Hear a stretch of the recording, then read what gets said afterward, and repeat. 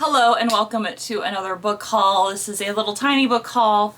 Only one item I am definitely keeping. Everything else is actually going to go up for sale over on Whatnot. You're welcome to join me. I do them at 11 a.m. Eastern Standard Time on Sunday and 8 a.m. Pacific Standard Time. It's kind of like Sunday morning, wake up and maybe grab a new book to read for that week. Or, just come hang out and share your book knowledge with me. I love that too. But the first item I'm going to show you is actually a gift from Elliot. Elliot watched my Paladin of Souls review and saw that I did not have the Curse of Chalion. It was on my wish list and they sent it to me. So I have a hardcover now of all three books in Lewis McMaster Bejule's Five Gods world, so that's very exciting. It's very kind of them to send me a hardcover. It's very kind of them to send me anything. I found multiple copies of The Hollowed Hunt, which is the third book set in this world. This book, The Curse of Chalion and Paladin of Souls, are considered like a duology because they have the same characters, but The Hollowed Hunt is supposed to be, it's like its own standalone, but it's also in the Five Gods world. So this is wonderful. I am super excited that I have all three books now, and this is just a lovely and a thoughtful gift. Thank you, Elliot. I really appreciate it because I loved Paladin of Souls. That was an amazing book. Now everything else I am going to offer up for sale on Whatnot. Everything starts at $2, even the hardcovers. So if you see anything you like and maybe want to pick one up for yourself, again, welcome to join me. Let's start with the paperbacks first. This is a copy of Haunted Heartland. So this is an occult horror book by Beth Scott and Michael Norman. It does have some foxing there on the top. Definitely seen some better days, but it is from 1987. There is that one. I have a little bit of a wavy gravy Stephen King with the Walmart price tag on it. This is a premium mass market. Somebody put in their back pocket and left it there. But this is the first book in the Dark Tower series by Stephen King, which is his fantasy series. And this is movie tie-in. I have a vintage copy of Anne Rice, Interview with a Vampire, which I pick up these whenever I find them, doesn't matter what edition. Some of them sell better than others. This is Canadian? Nope, this is the United States one. I'm guessing this is probably from the late 80s based on the cover. It says 1977, but it's like the 90th printing of something, so who knows. This is CJ Cherry. This is Tri-Point. I have not read anything by CJ Cherry yet. I do have a couple of her SF hardcovers. There is a little post-it note in here with nothing on it. This particular Tri-Point book is a first print from 1995, and it's actually in pretty decent condition as an aspect science fiction.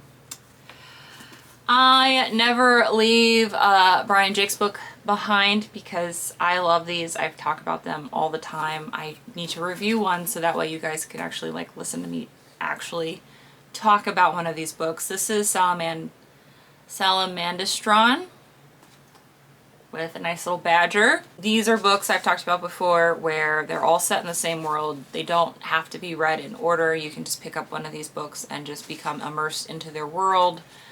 I have a lot of these. Now this does have some random numbers written on the front of here, as in someone took notes in the book for some reason. But if you like Watership Down, and if you like Over the Garden Wall, or if you like anthropomorphic animals at all, you would probably like this. Vintage mass market edition of Joseph Conrad's The Heart of Darkness and The Secret Share. This is from the 50s. I'm guessing that's supposed to be Joseph Conrad there. Quite the cover. But very vintage copy, really good condition. Has an uncreased spine. I, picked it up obviously because it was green, and I have read The Heart of Darkness because it is required reading for most high schools at some point.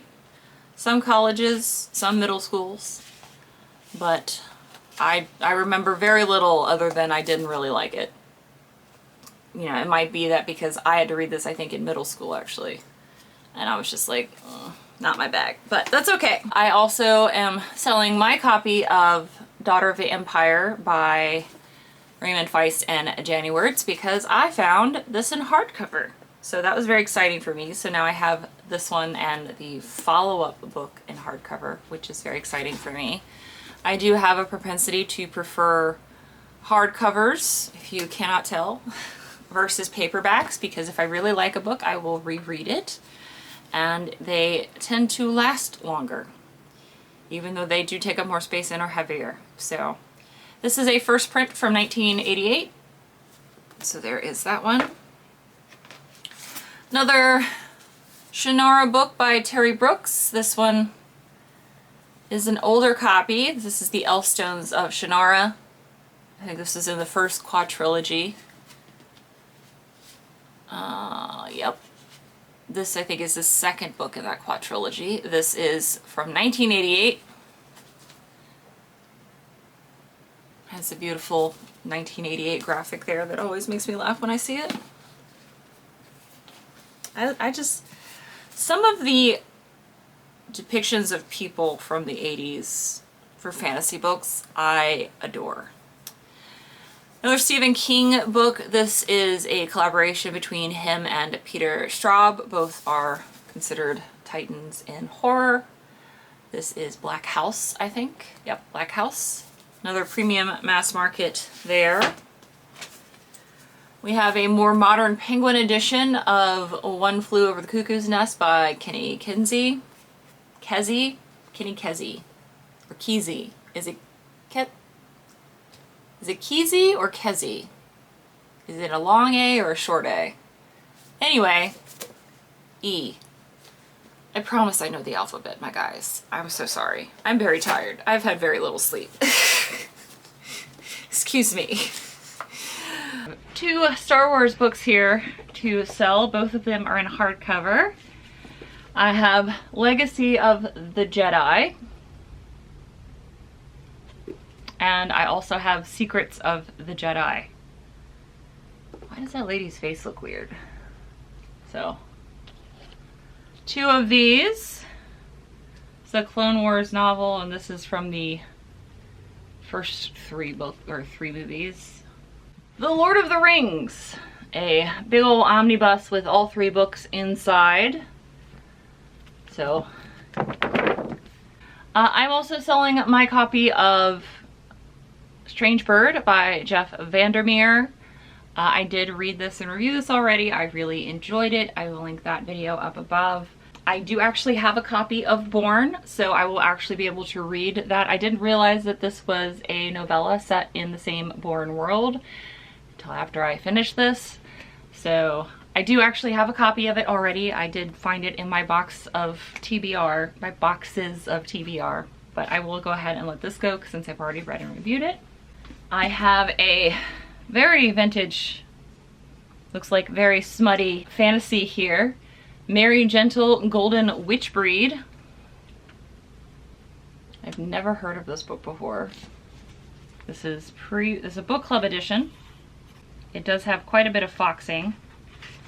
When were you published originally? I have no idea. 1983. This book is over 40 years old, but this is why I think it's a little smutty. It looks a little smutty. Looks like a young wall-eyed Astarian and somebody's tab there. Also, I find it hilarious when I see these fantasy novels and you see the drawing and the lady obviously, like, the character looks like they're wearing denim jeans, and unless it's an isekai type of a book, seems a little odd, but that's okay. Here we are, a horror anthology. This is a nice little hardcover 3-in-1 omnibus by John Saul. This is Suffer the Children, Punish the Sinners, and Cry for the Strangers. So all three books are in here. Definitely picked that up. I have The Forever King, Really nice big trade paperback by Molly Cochran and Warren Murphy. Another one of those Arthurian retellings that are so very popular. Maybe another little slightly smutty fantasy book. This is Donald Kingsbury, Courtship Right.